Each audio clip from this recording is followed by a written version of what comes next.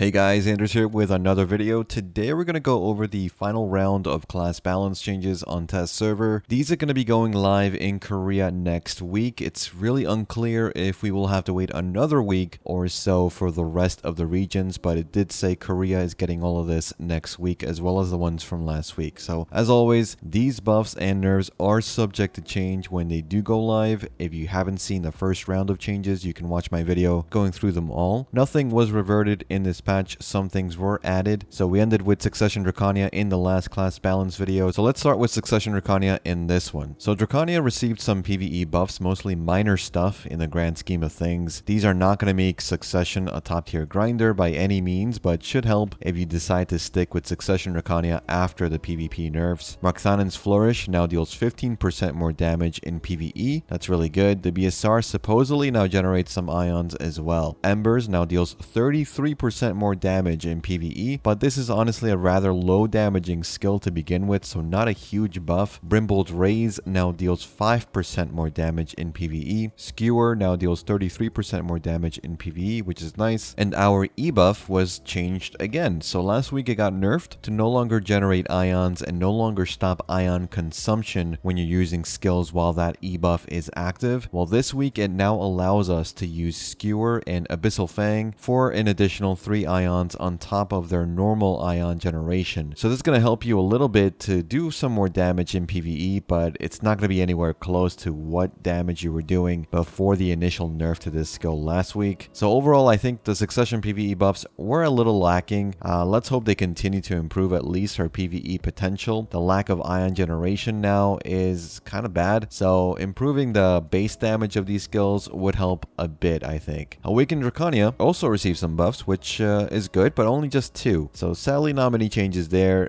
Those 2 buffs though are good. The Fate Beckon skill now gives you mana on hit, which is great. It's going to help you with that mana issue, especially at lower GS zones. You will now generate 150 mana just by using one skill, which is fairly good considering Drakania just has a very small mana pool to begin with, and Fate Beckons is an already amazing skill to use, so you should be using that as you move around pack to pack. Crackling Flame, the Hexblood version, now has greater range, which is good. I hope some other skills get that same treatment and we see better AoEs, especially for Hexblood. Now moving on, we have Shai. Shai got nerfed in PvE damage last week. They did get buffed with the buffs for allies, but it was nerfed for PvE damage, and we've been nerfed again for some skills this week. So 1, 2, 3 now deals 10% less damage. On top of the nerf last week, it's going to deal 17% less damage than she does on live. Hop 3 was also nerfed by 10% in PvE, and again, we're going to be dealing about 20% less damage in PvE than she does on live servers if you're using this skill. So Awakening Sage received another buff this week. Lightning Prison now deals 40% more damage in PvE. That's a pretty big boost. Sorceress got some minor buffs to both Succession and Awakening. So in Succession, Turnback Slash and Succession Violation now deal extra hits when consuming 1 shard each. In Awakening, Violation now deals 12% more damage in PvE. Succession Ranger got a buff for Prime Ultimate Blasting Gust and now has a forward guard instead of super armor and now deals 10% more damage in PvE. Archer received a very minor buff in the form of a new skill. So Grace of Sylvia is a 15-second cooldown forward guard skill that can be used from the Awakening by the quick slot. It is a summon damage skill, meaning it has very high accuracy but no inherent crit and a lot of hits. So this means the skill needs to be pre-buffed as much as possible with a lot of crit, hopefully, to deal some good damage. Otherwise, you won't really be dealing that much damage despite having so many hits. The skill does look cool, but I think it needs to have a lower cooldown for it to perform well in PvE. Something like 9 or 10 seconds should be fine. 15 seconds I think is a little bit long. The skill can be linked with almost any other skill in the Archer kit, so at the very least you can stay protected while casting this. Awakening Berserker received a few buffs. Feral Rage Rabam now has an inherent 15% crit rate in PvE. Seismic Blast now deals 10% more damage in PvE, and Scattershot also now deals 5% more damage in PvE, so some minor buffs there. Succession Valkyrie receives some interesting buffs. So Judgment of Light now deals 17% more damage in PvE. Celestial Spear now has a buff effect on use called Celestial Eye. Celestial Eye will last for 7 seconds once you use Celestial Spear, and it's going to allow you to gain an additional hit when using the skill Ultimate Sword of Judgment. Divine Power also receives some new animations. And speaking of new animations, Awakening Kunoichi got a ton of them. Not any real changes, just animation changes for her this week. Succession Ninja did get some changes, so now deals 20% more damage in PvE for Dark Frenzy. Red Rain now deals 20% more damage in PvE, and Blade Spin now deals 20% more damage in PvE, so not too bad. Finally, the last class to get some changes is Succession Striker. So they got the Nerf Hammer in this patch. We kind of knew it was going to happen. Roaring Tiger now deals 5% less damage in PvE. Final Blow and Bombardment now deal 33% less discharge damage in PvE. And Martial Deva and Ankle Hook now deal 50% less discharge damage in PvE. So a significant damage reduction for Striker in PvE. Let me know what you think about those in the comments. And that's pretty much it for this one, guys. Some classes were completely untouched in this round of balance changes, which I find strange. We did get some heavy nerfs for some classes, some slight buffs for others, but let me know what you think about the changes, and let me know what you want to see buffed for your own class in PvE if you think your class needs a buff in that area. Now, I'm going to be working on an Awakening Drakania PvE video update that should be out soon, so stay tuned for that, and I should have a fairly long video showing all the class lore and gameplay trailers over the years. That should be out soon on the channel as well. As always, thanks for watching, guys. Thanks for listening. I'll see you all in the next one.